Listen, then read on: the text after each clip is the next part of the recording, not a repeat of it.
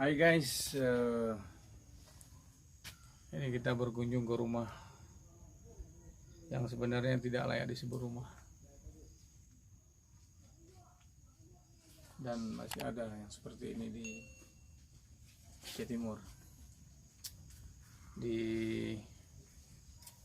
Kecamatan Julo, Ngampung Punan, Luk Sentang. Kita lihat kamar tidurnya. Ini ada 5 orang tidur di sini.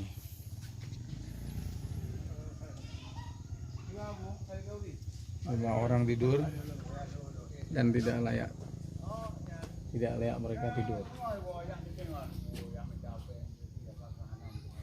Maka kami ingin mengetuk pintu hati ya. Semua yang menonton ini, kita bercita-cita ingin membangun rumah untuk ibu ini. Ini anak yatim, dia nggak punya bapak lagi. Ibu ini janda, dia punya anak 5 dan 5 orang tinggal di sini. Mereka sekolah, kita bayangkan seperti apa. Maka kita ingin membangun rumah yang layak disebut rumah untuk mereka. Oke guys, kita tunggu donasinya, infaknya, wakafnya, dan ini menjadi pahala buat kita di surga nanti.